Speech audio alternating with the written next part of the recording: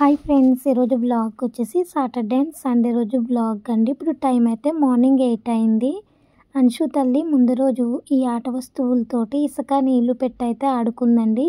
ఇంకా అవన్నీ ఇసుకగా ఉన్నాయని చెప్పేసి బయట ట్యాప్ దగ్గర పెట్టేసింది. ఇంకా బయట అంతా తుడిచేసుకుని అవన్నీ కడిగేసి బయట అయితే ఆరబెట్టేశాను. ఇంక ఈరోజు అయితే నేను ఇడ్లీ వేద్దామని ఇడ్లీ పిండి అయితే తెప్పించానండి. చట్నీ చేయడానికి ఫ్రై చేసి పెట్టుకున్న పల్లీలు అయిపోయాయని ఇంకా స్టవ్ మీద పల్లీలు అయితే పెట్టేసుకున్నాను. ఈ ఇడ్లీ పిండి వచ్చేసి 70 రూపాయలండి. ఇదివరకు అయితే 60 రూపీస్ ఉండేది. ఇప్పుడు 10 రూపీస్ అయితే పెరిగింది. పెరిగి కూడా చాలా రోజులు అయిపోయిందండి. ఇంక ఇడ్లీ పిండి అయితే ఇలా ఒక గిన్నెలోకి అయితే వేసేసుకుని కొద్దిగా సాల్ట్ అయితే కలిపేసుకున్నాను. ఇంకా ఒక పక్క పల్లీలు ఫ్రై చేసుకుంటూనే ఇంకా టమాటాలు పచ్చిమిరపకాయలు తీసుకుని ఇంకా అవి కూడా కట్ చేసేసుకున్నాను. టమాటాలు పచ్చిమిరపకాయలు కట్ చేసే లోపు నాకు పల్లీలు అయితే ఫ్రై అయిపోయాయండి. ఇంకా స్టవ్ ఆఫ్ చేసేసుకుని ఈ పల్లీలు అయితే ఒక ప్లేట్లోకి తీసుకుంటున్నాను.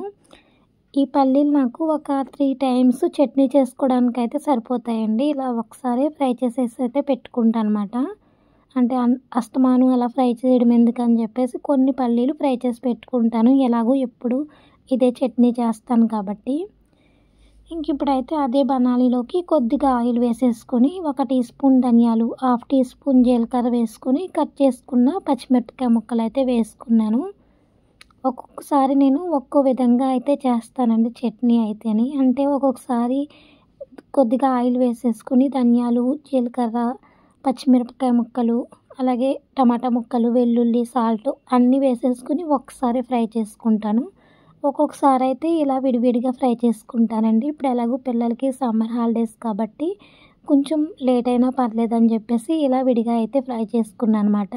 ఇలా ఫ్రై చేసుకుంటే కొంచెం టైం పడుతుంది కదండి. అవి వేరే ఫ్రై అవ్వాలి, మళ్ళీ టమాటాలు కూడా వేరే మగ్గించుకోవాలి కాబట్టి కొంచెం టైం పడుతుంది.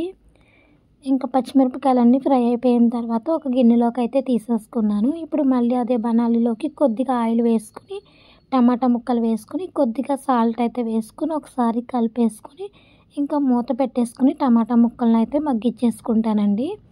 ఒక్కొక్కసారి కొద్దిగా చింతపండు కూడా వేసుకుంటాను. కానీ ఈ టమాటాలు ఎందుకోనండి చాలా పుల్లగా ఉన్నాయన్నమాట. అందుకని చెప్పేసి ఈసారి అయితే ఇంకా చింతపండు వేయట్లేదు.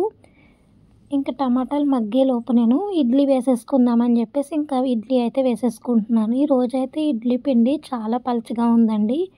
ఒక్కొక్కసారి కొంచెం గట్టిగానే ఉంటుంది, ఒక్కొక్కసారి అయితే ఇలా చాలా పలుచగా ఉంటుంది. ఇలా పలుచగా ఉన్నప్పుడు నేను ఇలా ఇడ్లీ కాకుండా అట్లయితే వేస్తానండి. ఇంకా ఈరోజైతే తమ్ముడు ఉన్నాడు కదా, ఇంకా టిఫిన్ తింటావా అని అడిగితే తింటానన్నాడనమాట. ఇంకా వాడు ఇడ్లీ అవి అన్నాడని చెప్పేసి ఇంకా ఈరోజైతే ఇడ్లీ వేస్తున్నానండి. ఇంకా 4 రేకులు అయితే వేసుకున్నాను. ఇంకా నాకు ఒక రేకుకు సరిపడేంత ఇడ్లీ పిండి అయితే ఉంది. చూసారు కదా, 5 రేకులు అయితే వస్తుందండి ఇడ్లీ పిండి అయితేని. ఇంక ఇప్పుడైతే మూత పెట్టేసుకున్నానండి. ఈ ఇడ్లీ పాత్రకి ఇదివరకు విజిల్ ఉండేదండి. ఈ విజిల్ అయితే ఊడిపోయిందన్నమాట. ఇడ్లీ వేసి పెట్టిన తర్వాత ఒక 10 మినిట్స్ తర్వాత విజిల్స్ వేసేది. ఇంకా అది ఊడిపోయిన దగ్గర నుంచి ఇంకా చెక్ చేసుకోవడము, లేకుంటే టైం చూసుకుని స్టవ్ ఆఫ్ చేసుకోవడం అలా చేస్తున్నాను అనమాట. ఇంకోండి ఇంకా స్టవ్ మీద పెట్టేసుకుని మళ్ళీ అక్కడ హోల్ ఉంది కదా, ఆవిరిపోతుందని చెప్పేసి ఇంక మూత పెట్టేసుకున్నాను అనమాట. ఒక గిన్నె అయితే పెట్టేసుకున్నాను. ఇంక ఈ లోపు అయితే నాకు టమాటా ముక్కలు అయితే మగ్గిపోయాయండి. ఇంక ఇది కూడా స్టవ్ ఆఫ్ చేసేసుకుని ఇవి చల్లారిపోయిన తర్వాత చట్నీ అయితే చేసేసుకున్నాను. ఇంకా చట్నీ చేసేటప్పుడు నేను వీడియో ఏమీ తీయలేదన్నమాట. అంటే మిక్సీ పట్టేటప్పుడు వీడియో తీయలేదు. ఇంకోండి ఇంకా ఎన్ని పల్లీలు ఉన్నాయో చూసారు కదా. అంటే ఆల్రెడీ ముందు కొద్దిగా ఫ్రై చేసుకున్న పల్లీలు ఉన్నాయండి. ఆ పల్లీలు వేసి ఈ పల్లీలు కొద్దిగా వేసి ఇంకా టమాటాలు వేసి ఇంకా మిక్సీ పట్టుకున్నాను అనమాట.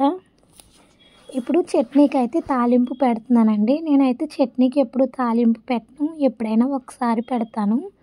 ఇంక ఈరోజు తాలింపు పెడదామని చెప్పేసి పెడుతున్నాను అనమాట. కొద్దిగా ఆయిల్ వేసుకుని జీలకర్ర, ఆవాలు, కరివేపాకు, ఎండుమిర్చి అయితే వేసుకున్నాను.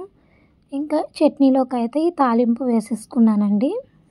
ఇంక ఈ లోపు అయితే ఇడ్లీ అయితే కుక్ అయిపోయాయండి. ఇంక ఇడ్లీ అయితే నేను ఒక హాట్ బాక్స్లోకి అయితే తీసేసుకుంటాను. ఇక్కడ మీకు చూపిస్తున్నాను కదా చిన్న అన్నం గరిటి, దీంతో ఎప్పుడు నేను ఇడ్లీలు అయితే తీసుకుంటానండి. చూసారు కదా ఎంత బాగుందో ఈ స్పూను. ఇంకా మీ పిల్లలు అయితే ఇంకా లేవలేదండి. మళ్ళీ ఇడ్లీ చల్లారిపోతాయి కదా అని చెప్పేసి ఇలా హాట్ బాక్స్లోకి అయితే తీసేసుకున్నాను. సాటర్డే మా బ్రేక్ఫాస్ట్ వచ్చేసి ఇడ్లీ, అలాగే టమాటా పల్లీ చట్నీ. ఇంకా మధ్యాహ్నం వంట చేసేటప్పుడు అయితే వీడియో ఏమీ షూట్ చేయలేదన్నమాట. ఇంక ఈరోజు సాటర్డే కదా, మేమైతే నాన్ వెజ్ తినమండి. సాంబార్ అయితే చేశానమాట. ఇంకా తమ్ముడు కూడా ఉన్నాడు. ఓన్లీ సాంబార్ పెడితే సాంబార్తో తినలేడు కదా అని చెప్పేసి పన్నీర్ అయితే తెప్పించానండి.